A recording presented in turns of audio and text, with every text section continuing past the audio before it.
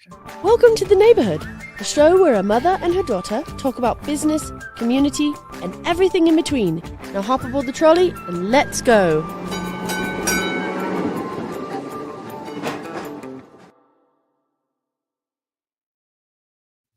Welcome to the neighborhood, Jessie. Thank you. Good to be in the neighborhood. I know, it is good. I always feel like Mr. Rogers. We're on the trolley. Ding, ding. So hold on. Put on your seatbelt. This is, we've been wanting to do a podcast together for a while. Mm-hmm. Jessie Burge or Burge? Burge. Yeah. I always say Jessie Burge, but Jessie Burge is here in the village, and Jessie is the founder and former executive director for Refined. And I love the moment we met you. We immediately all fell in love with you. We love the mission of the organization, fighting human trafficking, the sexually exploited, fighting for them and with them, all the way through court cases.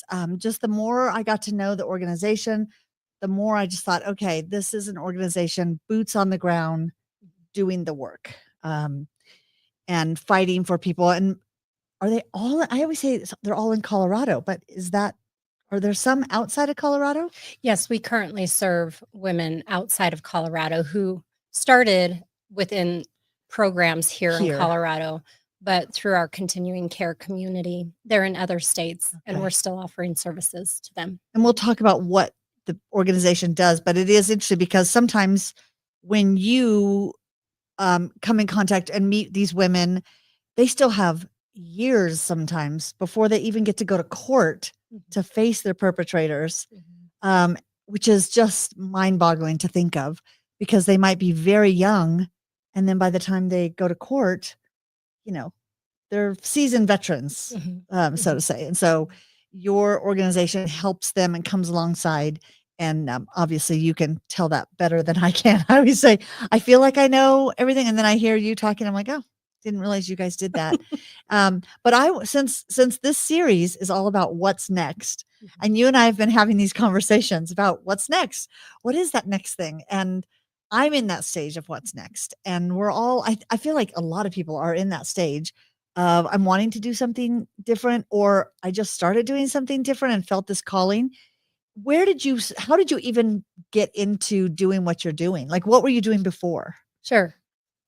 So before, I was a hairstylist.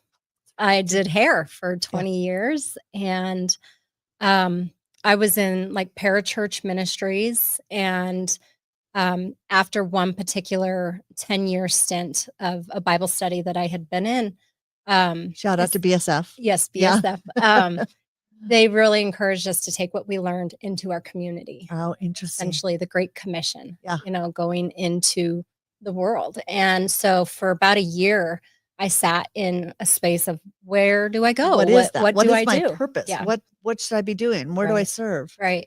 Yeah. And started learning about sex trafficking.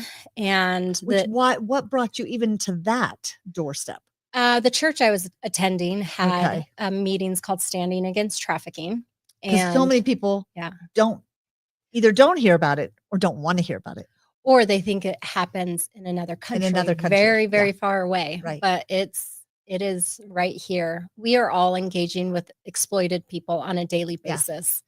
Yeah. And we're either too distracted, too busy, or, we want to plug our ears, close our eyes to what we're exposed to. And I say we are a society that is desensitized, demoralized, and dehumanized. And, but yes, it's right in front of us. So I started really with my cosmetology services, going to stabilization homes where women were committing to a program, usually about a 2-year program, to get sober, to get counseling, to gain things like their identification, like a lot of them things that were taken from them. Like, how did you get involved with that organization? You just through the group that came to the Standing church. Against Trafficking. Then you found them. Yeah. Okay. I want to make sure Bailey's giving me the thumbs up on sound. So okay. So you came in contact with this organization and then said, how can I serve? Yeah. So they're these meetings, they had a variety of organizations, faith-based, non-faith-based, come and talk with the group about what they were doing to combat trafficking. And there was a woman from Colorado Springs, FBI, FBI task force. And she, afterwards, I pulled her aside. I said, Wendy, I I've need got to to know do more. something. Yeah. Like, these statistics are breaking my heart. All I know how to do is hair.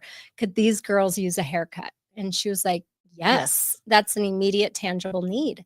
And what started off with me just doing haircuts for what I thought was going to be women who'd been sex trafficked, I quickly learned that there was a wide variety of women in that home, women who had experienced rape, some who were coming out of prostitution, some who were coming out of incarceration, addictions, homelessness was a part of a lot of their stories. Which a lot of those vulnerable positions, whether they come out of prison, whether they are in domestic abuse situations, those and the homeless become victims, easy targets for trafficking. They do. Yeah. And perpetrators can identify when individuals have these vulnerabilities that you talk about, and they prey on them. They become an easier target for them. So yeah, what started off by me just offering my cosmetology services, I learned quickly that they were going to court by themselves. They didn't have professional outfits to wear to court. So somehow the perpetrator was arrested, and then the women are told, okay, in order for us to prosecute, you have to come and testify against them, which would be terrifying.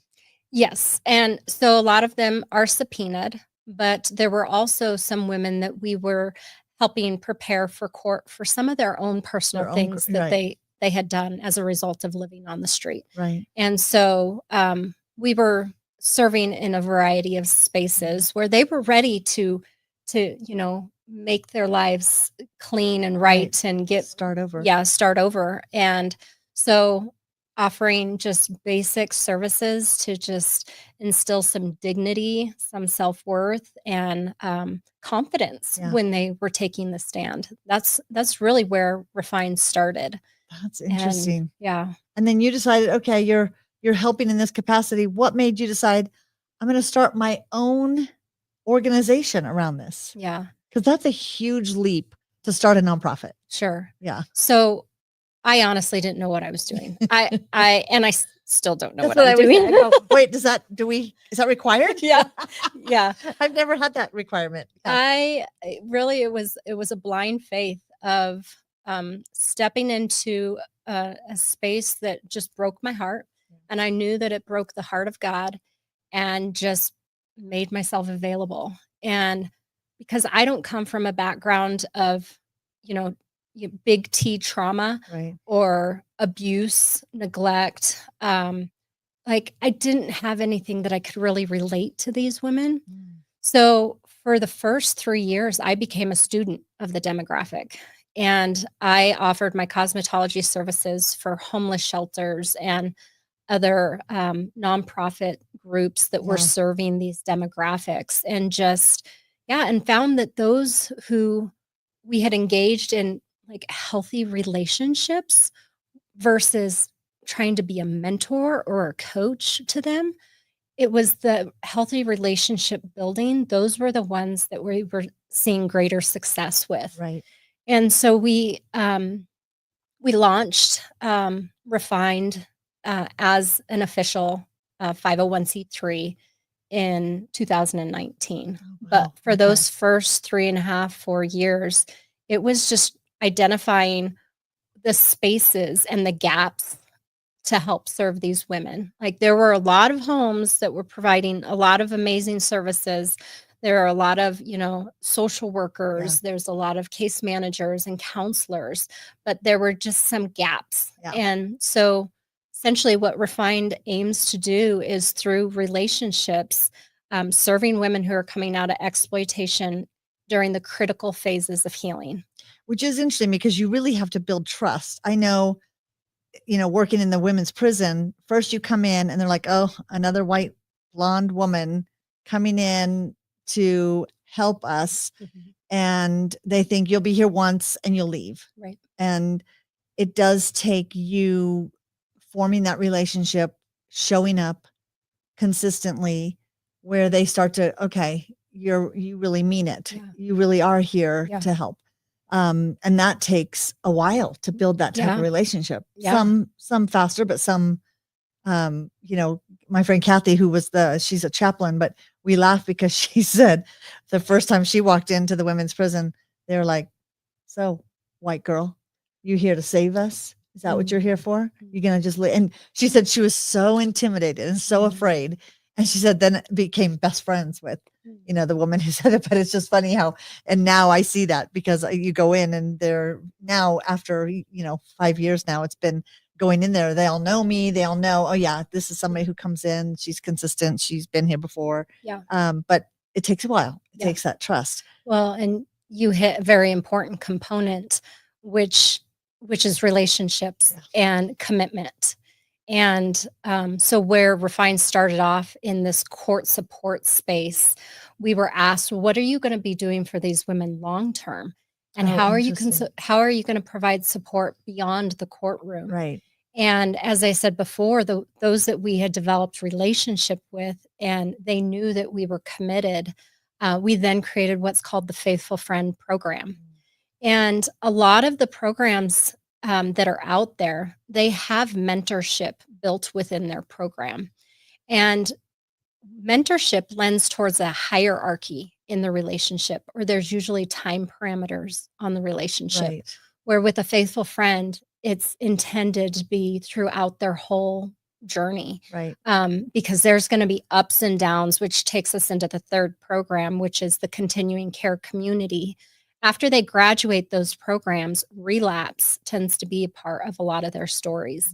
And so to remain in a healthy community and healthy relationships, that continuing care community is created to prevent relapse. And how do you connect first with the women? Like, who contacts you and says, we found someone that needs your help? Yeah.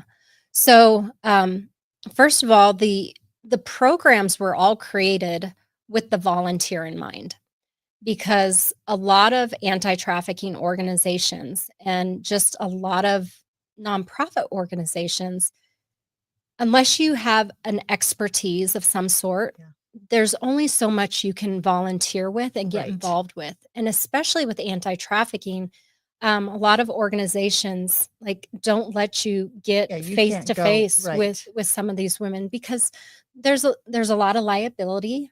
There's a lot of vulnerability and danger with, mental health is a part of a lot of their stories. Addictions is a part. And so you have to make sure that you're pairing, somebody who, if they've experienced some form of abuse or trauma, that they've healed from it before they get paired with somebody who's trying to heal themselves. But so we've created the programs with volunteers in mind, to create a space where volunteers can really engage more directly with these individuals. And how they come to us, which was your question, they come to us through vetted partnering programs. So collaboration is a huge piece of Refine's heart. We believe that we should not be,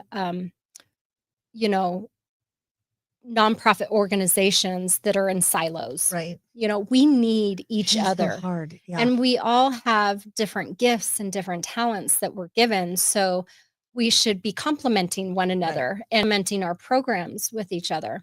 So those first 3-4 years, as I was going out and serving in the community, I was getting to know a lot of nonprofits that are serving this demographic. And so it's through those relationships. So you'll get calls from the different nonprofit organizations saying we have somebody here in our halfway house or transition house that may need your services. We do not have the capacity to have a hotline and have women just calling and asking for services and help. Right.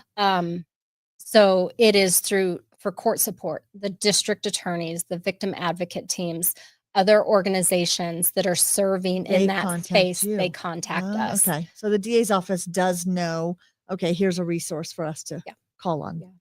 So Refined has served in the court support space. 3 of the nation's largest sex trafficking trials have been here in Colorado. Then 3 of the largest nationally? Yes, have been here in Colorado. That's frightening. Yeah. In 2017, Brock Franklin originally was sentenced to, I believe it was 443 years. His sentence was reduced to 401. He appealed it. And we prepped, it was 5 victims for that case. In 2019, for Douglas County, the Chauncey Price trial, we had prepped 4 victims for that trial, and he got 304 years. Wow. And then just recently, a Denver trial, Robert Hawkins. We had, I believe, 6 women that we prepped for that trial. And his now is the longest standing at, oh golly, I think his is at 443. Brock Franklin was originally at like 470 something. Which is funny because people have asked me that.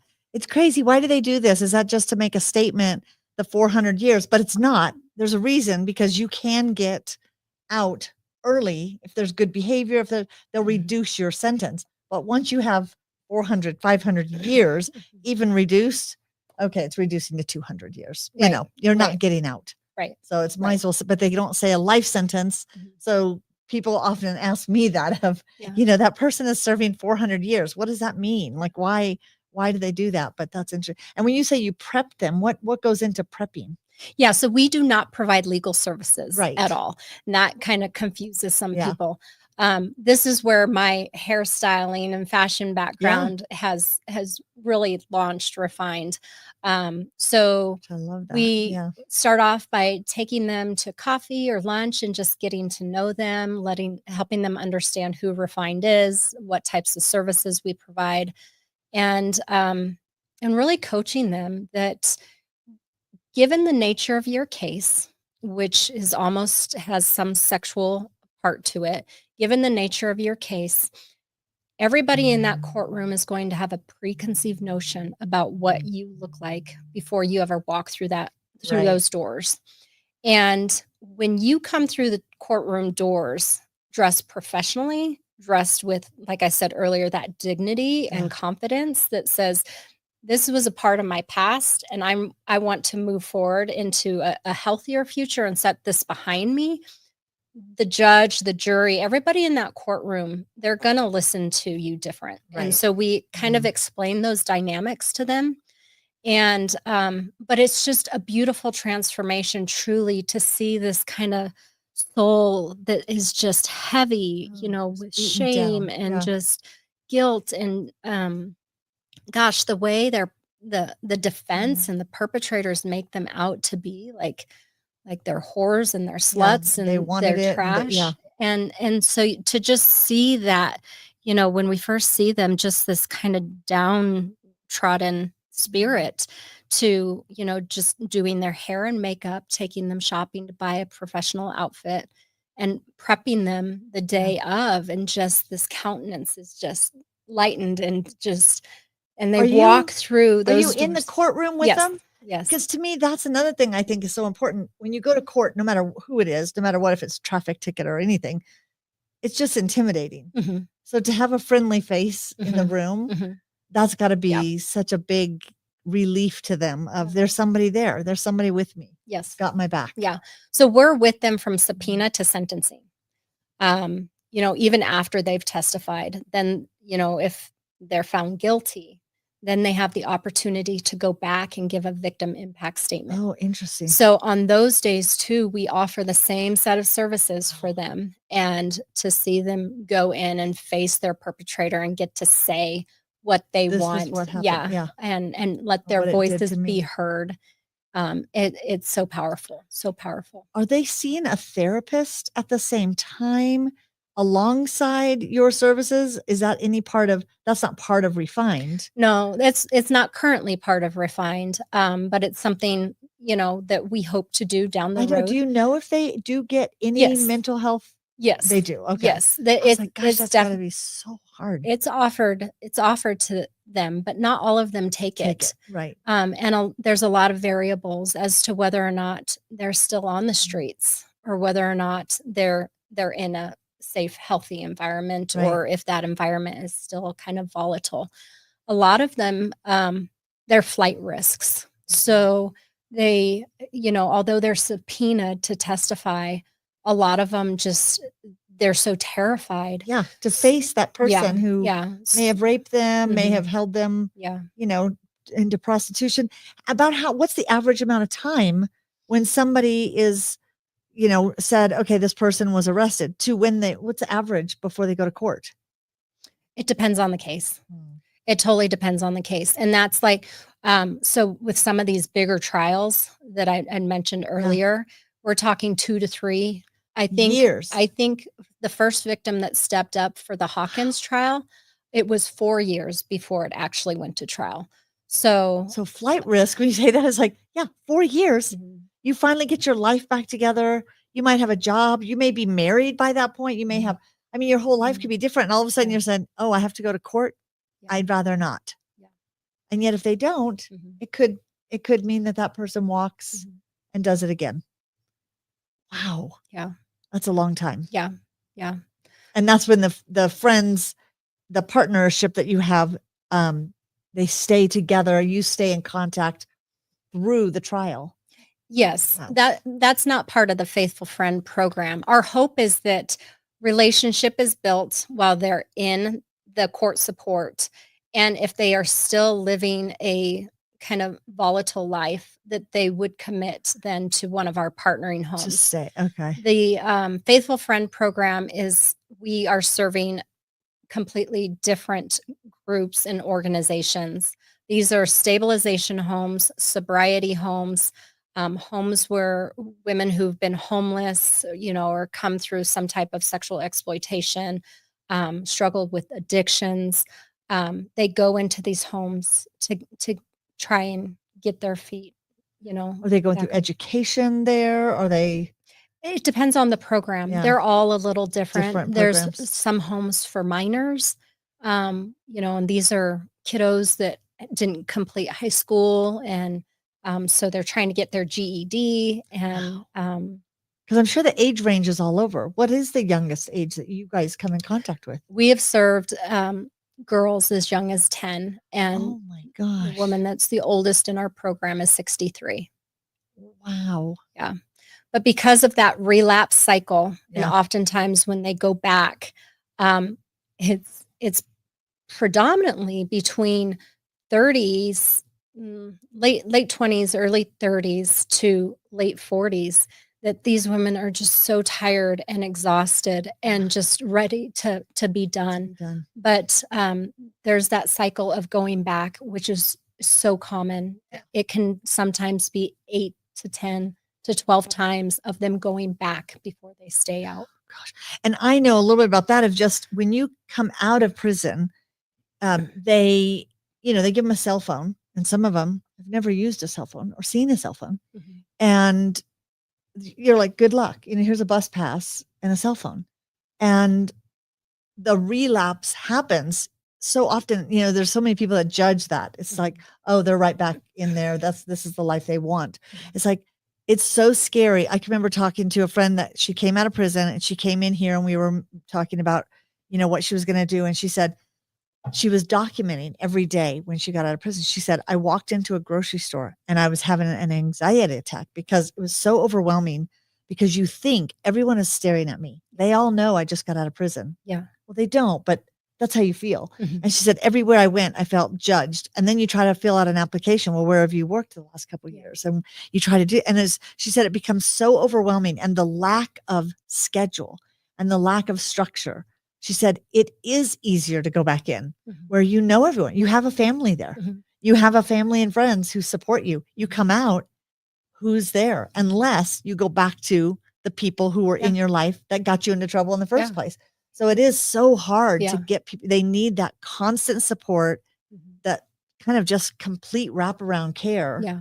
You're talking familiarity. Yeah. And we are drawn to what we know and what we're comfortable with, whether it's good or bad. Right. And so what you're talking Abuse about is is even comfortable if you don't know anything else. right. Yeah. Right. It's what's familiar. And so when these women are in these stabilization programs, this is a key part of the services that Refine provide to these homes is our volunteers are going into the homes on a monthly basis and getting to know the women in the program so that when they graduate, they have a community of people that they can still stay connected with through our continuing care community. They can be references. They can be that support. That counsel. Yeah. But what happens is when they get close, this was a big reason why we developed the Faithful Friend program, was because we started witnessing those who were getting ready to graduate. Oftentimes, fear like sets in because their community is about to totally change. The people that they have gotten to know the past 2 years, like some might be there, some might not. And fear just starts to overwhelm. So oftentimes they don't finish the program. They end up going back just solely out of familiarity. Right. And so during, those months working up to graduation, that's where the Refined community presses in, provides a greater amount of support to our partnering programs and to that woman that's about to graduate so she can be confident that she will still have support and help when she moves into independent housing or secondary housing. And I'm sure you get a lot of people, they say, okay, maybe I've had this calling of feeling like I need to get involved. I need to do something. And they're listening. And you get a lot of people that think, okay, I can help I'll just bring clothes. I'll donate clothes. Because that was at first when you said we have a closet and women can come and shop. I mean, first of all, they literally have a beautiful closet, which I've even had people say, can you tell me where they got this whole setup? And I was like, looks like IKEA, but I don't know. Is it? No, your closet. When you're a nonprofit organization, it's a hodgepodge. It's a hodgepodge. Yeah, it's a hodgepodge. But they have this beautiful closet with brand new clothes. It's not used clothes. And tell us about that. Why do you not want people just donating their clothes that don't fit, Sure.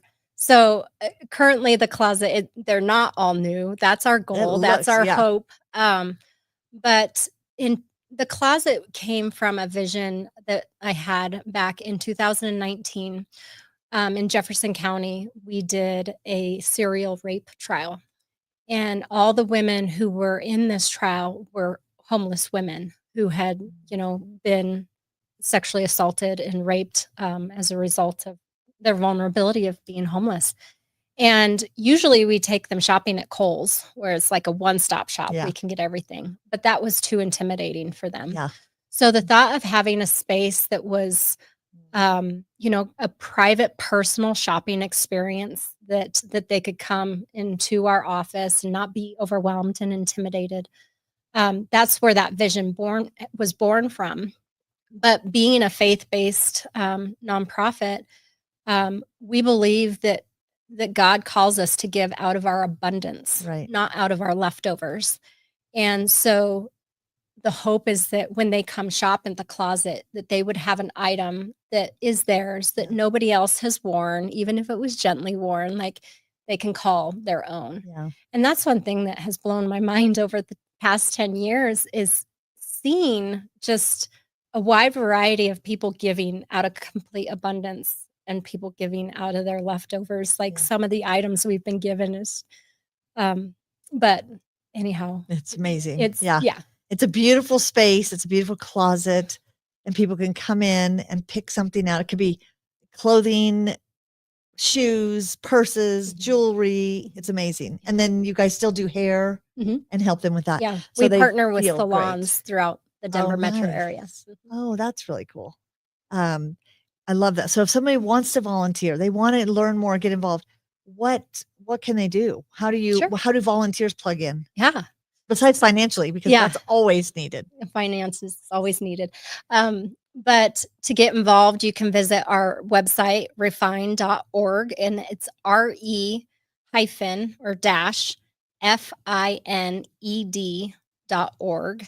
And there's a space at the top that says get involved, learn more.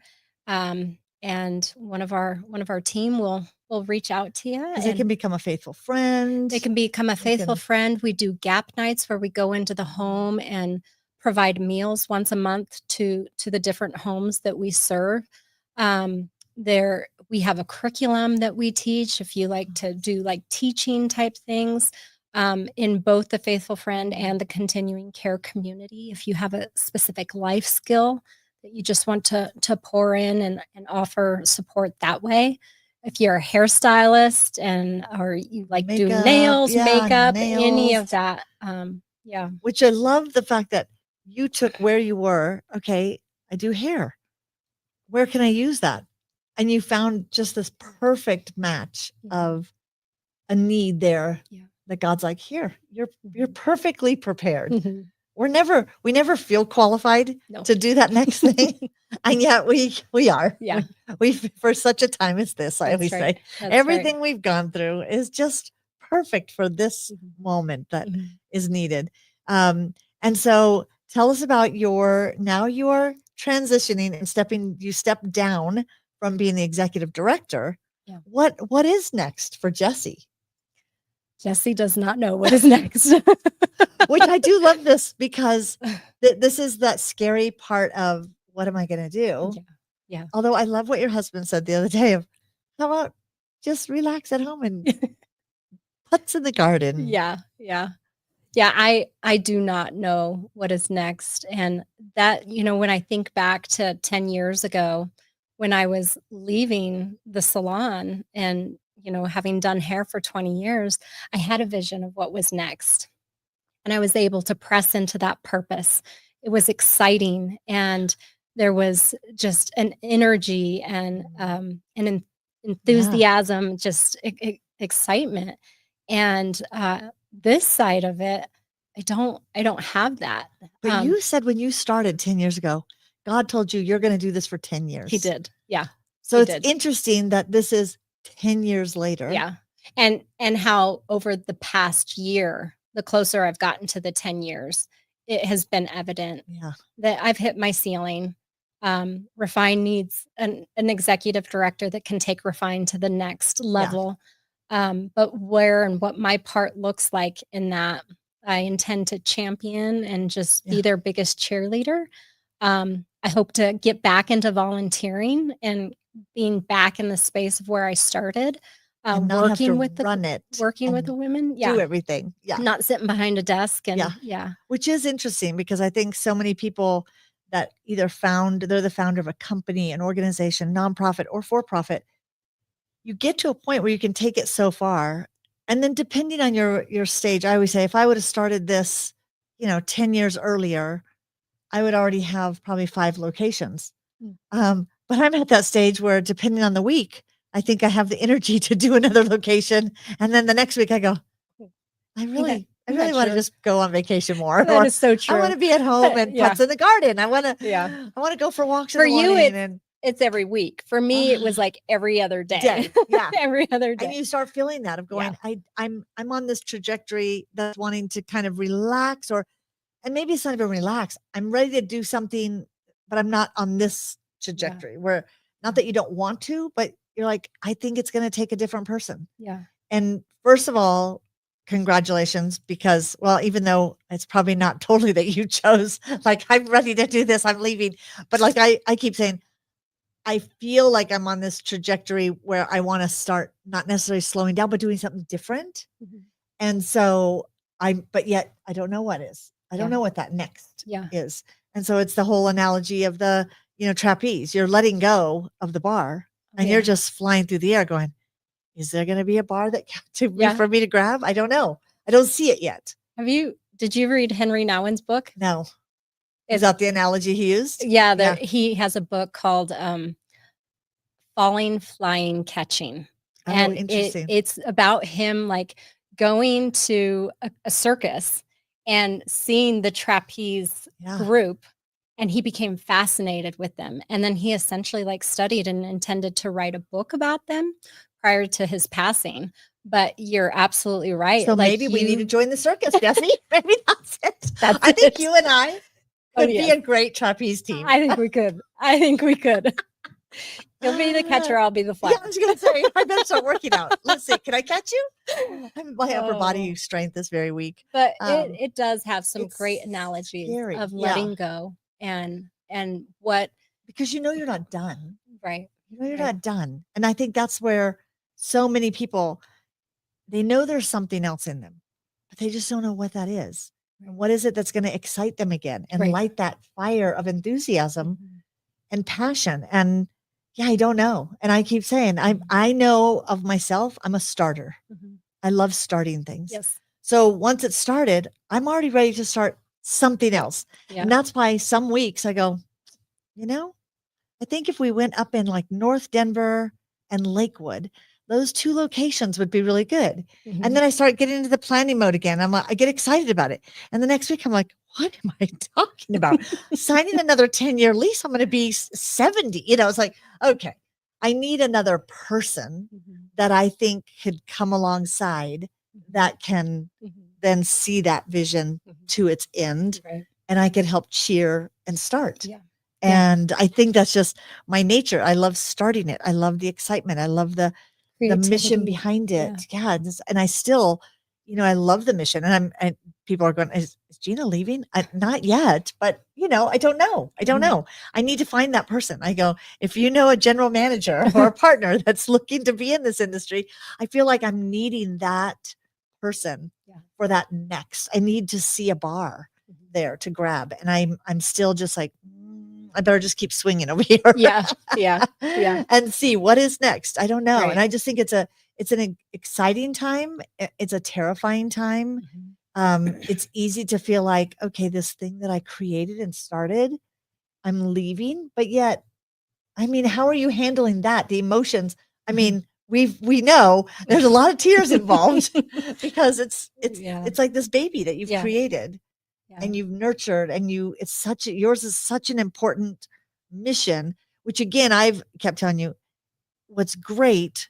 And I used to tell the women I mentioned this to a woman in prison who was starting this program. And I said, you know, if this is something, it's a movement you're trying to create, it will move without you. Mhm. If it's just about you, Mhm. it stops when you're gone. Right. And I think that's the thing is, how do we create a movement Mhm. that yesterday in our team meeting, we had, you know, what is the village way? Not Gina's way, Yeah. but what is the village way? That when I'm not here, these things still happen. Right. These things still are alive. And sometimes we create things that we're so involved with that we're afraid if we leave, the movement stops. Right. And And it's hard. That's totally our human nature Yeah. for sure.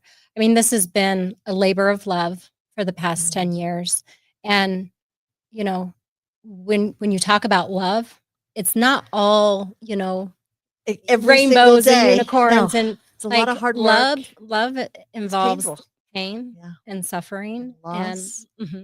yeah. And Refined has experienced a lot of loss. Yeah. A lot of women that have lost their lives as a result of just from addictions to just the choices that they've made. And so it no doubt has been challenging and hard. But I love the work that has been created enough to let it go. Right. To let it go. And this side of it to, you know, like I said, cheer Yeah. and champion the next leader to take it to that next level. I didn't anticipate the grief, Yeah. but I think grief and fear It's mirror yeah. each other in a lot of ways.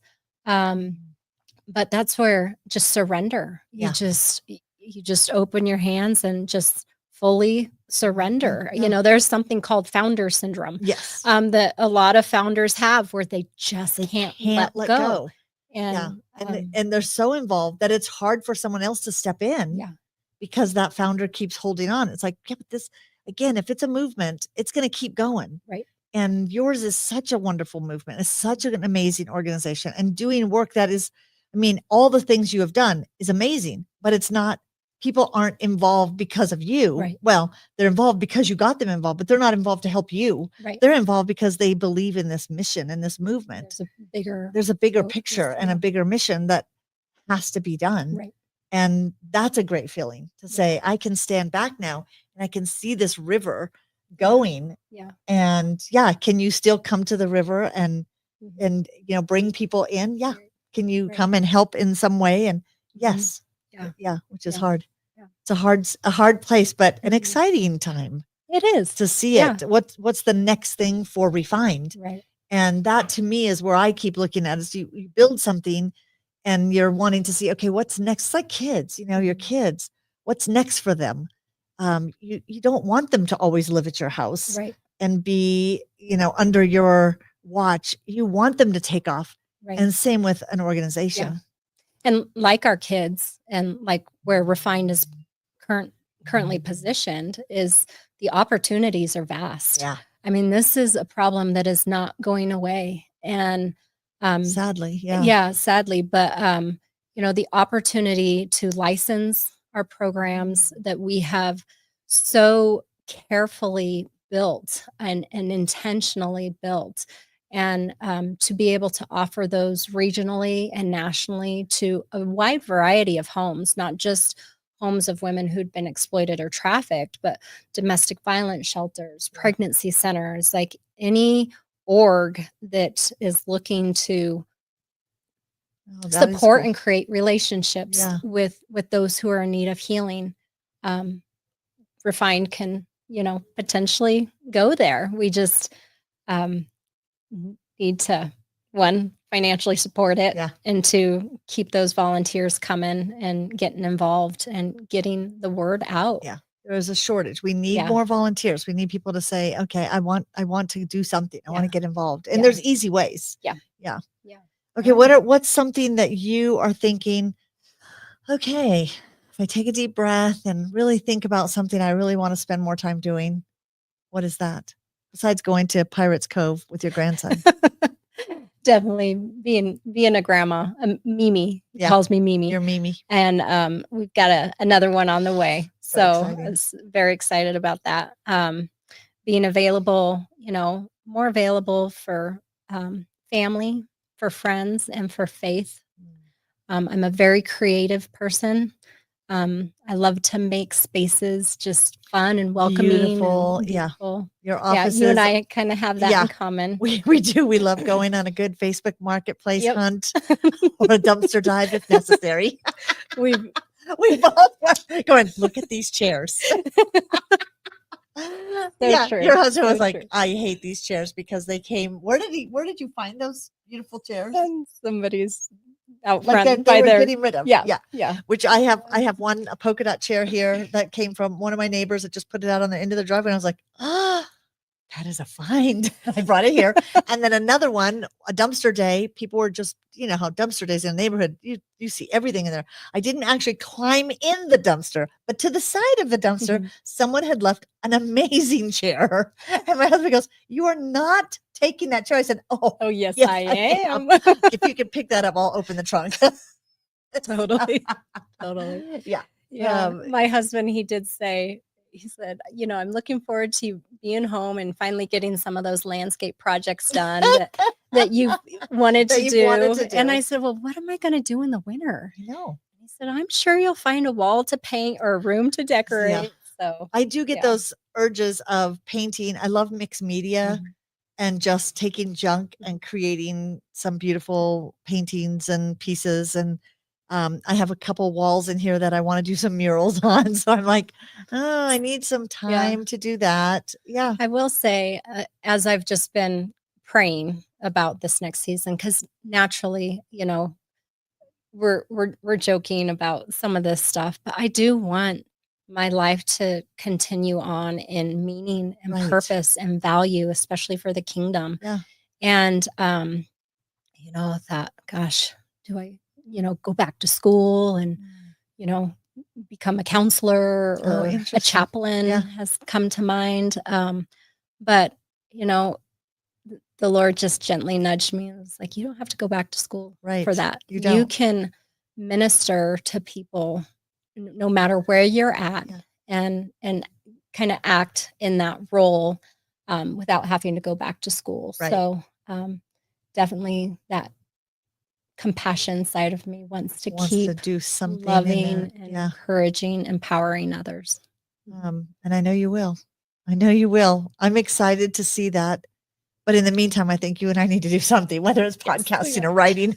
I think you could probably write an amazing book about the work that needs to be done, which is another. Do you already write? No, but that's been something I've thought about a lot. Oh, well, Yeah. it's coming up September. Oh, I should Got a know the date. writer's 9th. workshop. We have a don't you? writer. It's not a workshop. We just meet here once a month, and a bunch of us that are writing, and we get together, kind of an accountability group, and we sit down, we talk about kind of prompts and what helped us this month write, and favorite places that we sit when we write. It could be anything, or challenges. And then we turn on some background music that's far enough away that it doesn't disturb us, but yet we just sit and we turn on a timer, and for 1 hour we write in that room, which is really cool. And the women who have gathered have just been incredible, and it's grown. I think we started with 5 of us. Now there's 9 or 10.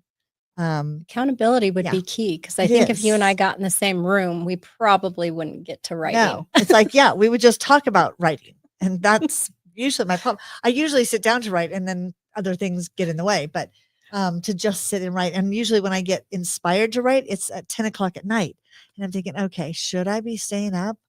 I really should go to bed. So then I play that game. So it's nice to just sit have and that time. I know. Well, I'm excited for you in this next. Thank you. But you know what? If I find a good circus class, Yeah. I might join you. Maybe that would be one of our fun things that we have to go do, is just do a trapeze class to see what happens. Team building skills. Yeah. Yeah. As long as there's a good net. Yeah. I mean, Yeah. how hard could it be? That's right. Yeah. I just don't know that I could hold myself on a bar very long. I don't think I could either. I keep saying I just need to do some pull-ups. Yeah.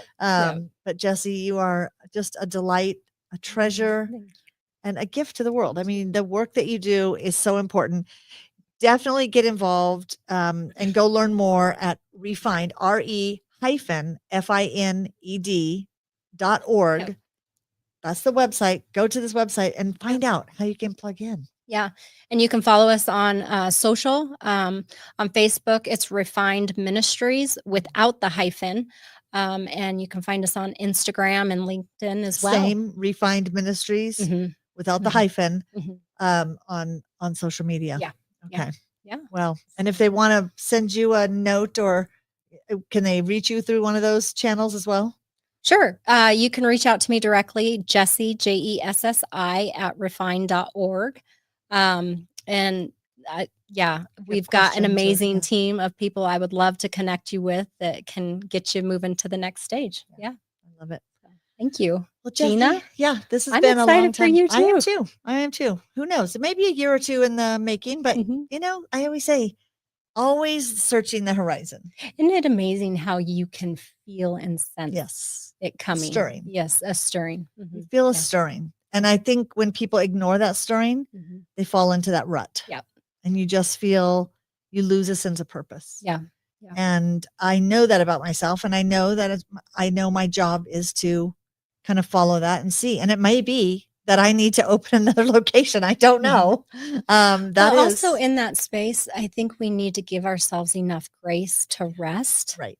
Because if we're too quick if we haven't been given a vision of what's next, Yeah. and we're And we too push quick it. and we force it versus resting Yeah. and allowing God to bring it to us. There's something to say of that resting versus forcing, Which is interesting you say that, because I said one of the things I need to really work on first is knowing how to rest and slow down. Mhm. I don't know how. Yeah. When there's nothing to do, I feel it. Yeah.